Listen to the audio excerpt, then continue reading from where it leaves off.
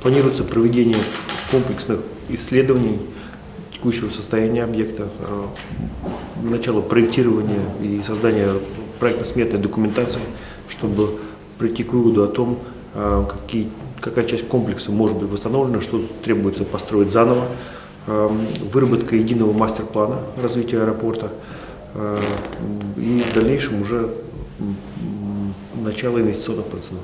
Было правильно выбрано стратегическое место, где находится аэропорт.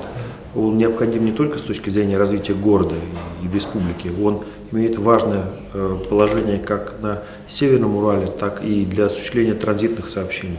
А с учетом тех изменений, которые происходят сейчас в авиации, с появлением новых типов узкофюзеляжных воздушных судов, которые позволяют летать очень далеко, этот аэропорт может осуществлять сообщения международные с очень большим радиусом охвата.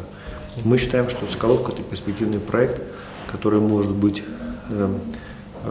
сделан и который может дать новые возможности для развития транспорта Северного Урала.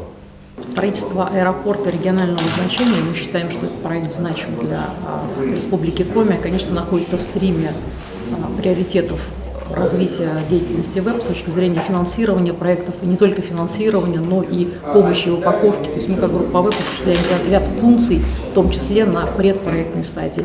Мы считаем, что данный проект позволит увеличить пассажиропоток, придать правильные стандарты обслуживания пассажиров, что очень важно в текущем состоянии текущего проекта, а также улучшить городскую среду самого города путем выноса данного объекта транспортной инфраструктуры за его пределы.